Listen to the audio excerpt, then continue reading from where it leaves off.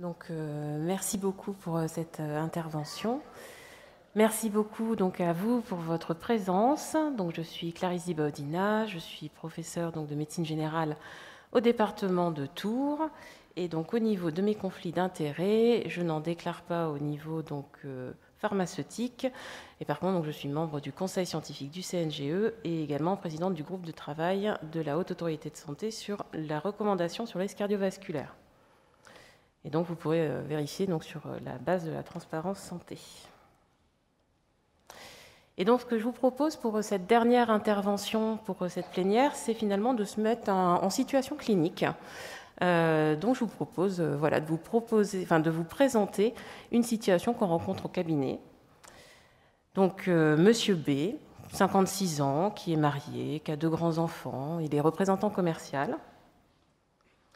Il a un diabète de type 2 qui a été diagnostiqué. Il n'a pas eu d'accident vasculaire, donc il se trouve en prévention primaire. Il a par contre un antécédent familial, donc de diabète de type 2 chez son père. C'est le seul antécédent familial qu'il a d'un point de vue cardiovasculaire. Il a, au niveau de l'alimentation, il est représentant commercial, donc l'alimentation, il le fait comme il le peut, quand il le peut. Et par contre, le week-end, il se rattrape avec un petit peu d'activité physique. Au niveau de son examen clinique, lorsque vous le voyez en consultation, rien de particulier donc à signaler. Il a un indice de masse corporelle donc à 27 kg par mètre carré, une pression artérielle à 132,83, un pouls d'ailleurs que je n'ai pas noté mais qui est donc inférieur à 100 par minute. La glycémie à jeun, donc 1,03 par gramme par litre, une hémoglobine glyquée à 6,4%. Au niveau de sa fonction rénale, un débit de filtration glomérulaire à 92 ml par minute par la surface corporelle. Le cholestérol total à 2,03 avec un LDL cholestérol à 1,25 g par litre, des triglycérides à 1,42 et des gamma-GT à 20. Ce que je vous propose de faire, c'est de vous poser la question, donc n'hésitez pas à jouer le jeu, à noter votre réponse. Si on avait pu, on aurait fait un petit peu en interactif, mais globalement, on a mis en doute la présence importante de personnes et le débit Internet. Donc n'hésitez pas à jouer le jeu. Est-ce que vous prescrivez un traitement? Si oui, le ou lesquels et pourquoi, par rapport à ce qui a déjà été dit. Et si non, qu'est-ce que vous faites et pourquoi? Donc n'hésitez pas à noter vos réponses. Et comme ça, nous y reviendrons juste après. Donc ça, c'est la première situation qui, globalement, est un homme, pour résumer, qui est en prévention primaire et à bas risque cardiovasculaire. Une deuxième situation, Madame M.A. de 83 ans. Elle est veuve, elle vit seule, elle est isolée, ses enfants sont loin. Au niveau de ses antécédents, elle a un diabète de type 2 depuis 20 ans, une hypertension artérielle, des troubles cognitifs débutants non étiquetés, en particulier avec un scanner cérébral qui ne retrouve pas de lésions d'accident vasculaire, et elle a une insuffisance rénale. On va voir le détail après en termes biologiques.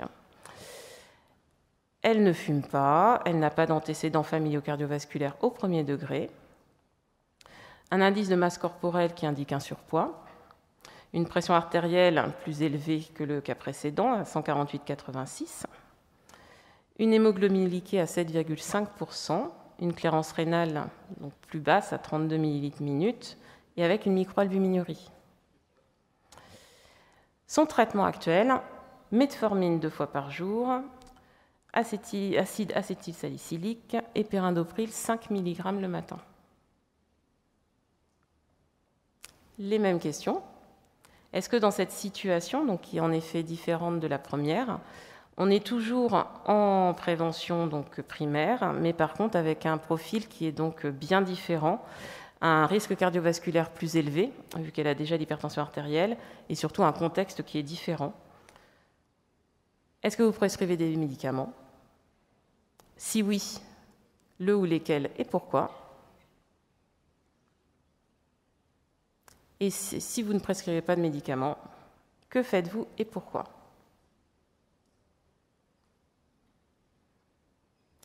Donc, pour essayer de donner des éléments de réponse et surtout faire la synthèse de tout ce qui a été déjà dit auparavant, on se pose la question, en effet, si on a une démarche, en tant que médecin généraliste, sur ces deux situations-là, qui est basée sur les preuves. Pour comparer avec ce que vous avez répondu sur vos petits papiers sur ces deux situations-là, il y a déjà une étude qui a été menée par le professeur Rémi Boussageon sur une situation clinique un peu similaire. Et sur les 103 médecins généralistes qui avaient été interrogés, 77 prescrivaient un deuxième antidiabétique oral. 85% avaient comme objectif l'amélioration de l'hémoglobine glyquée. Et 92% ne mentionnaient pas les bénéfices cliniques liés à la prescription.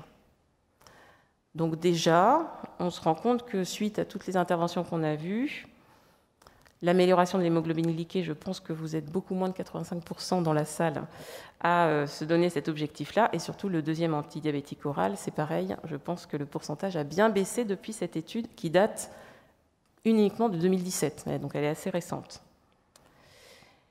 Et on voit bien également, avec les différentes interventions qu'on a eues, qu'il y a les recommandations d'une part, mais que ces recommandations-là ne se basent pas forcément sur les résultats d'essais cliniques randomisés, c'est-à-dire sur les preuves que nous avons.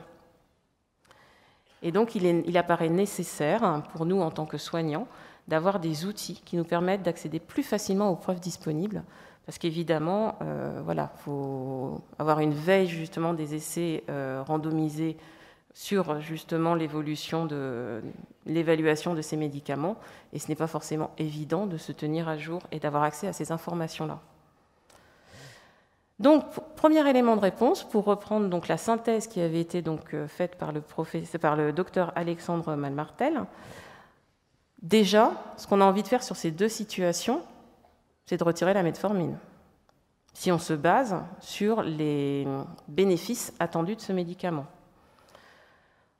On a envie de peut-être modifier le traitement en rajoutant les traitements qui ont fait preuve de leur efficacité, à savoir les IEC et les statines, voire peut-être même d'adapter la dose, en particulier de ramipril, sur des doses efficaces qui ont prouvé leur efficacité en essai.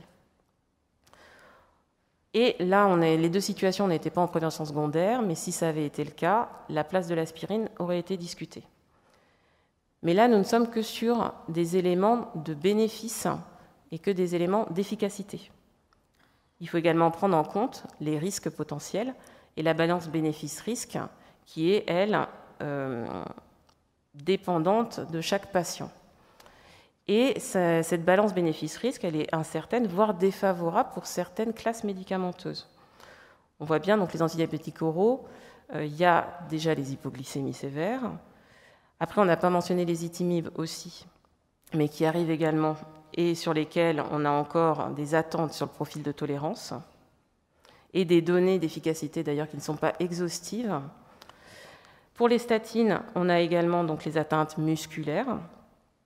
Et enfin, pour l'acide acétylsalicylique, des saignements majeurs. Tout cela est à prendre en compte pour chaque patient et chaque situation que nous rencontrons. Et c'est sans compter également tous les effets secondaires potentiels, en particulier les ALA, je pense à la deuxième situation, où là nous devrons prendre en compte le contexte aussi qui fait qu'elle est isolée avec le risque d'hypotension orthostatique potentielle. Et là, nous n'avons parlé que des médicaments. Il y a d'autres interventions non médicamenteuses qui ont également un bénéfice avec des risques qui sont moindres, comme le régime méditerranéen qui a fait la preuve de son efficacité avec un number needed to treat, donc pareil, un patient pour justement éviter, excusez-moi, je m'embrouille, on voit en fait que ce NNT est presque aussi efficace, voire même plus efficace que justement les traitements médicamenteux, et en particulier sur des événements cliniques qui sont importants pour le patient et pour le médecin. L'activité physique également est importante, même si les données sont plutôt épidémiologiques, mais une efficacité a quand même été démontrée sur la mortalité, tout comme le tabagisme. Donc finalement, ce qui importe pour le médecin et le patient, ce sont certes, comme le disait d'ailleurs le professeur Rémi Boussageon, on part de données qui sont populationnelles, donc des données de risque, et il faut après le transmettre au niveau individuel auprès de chaque patient et l'adapter. Ce qui n'est pas forcément évident, mais ce qui est notre rôle en tant que médecin généraliste. Également se focaliser sur des critères cliniques importants, certes les nôtres spécifiquement, mais également ceux du patient qui sont peut-être différents des nôtres, et ne pas se focaliser sur les critères biologiques et intermédiaires. Et enfin, avoir une approche centrée patient et risque cardiovasculaire plutôt qu'une approche centrée organes et objectifs.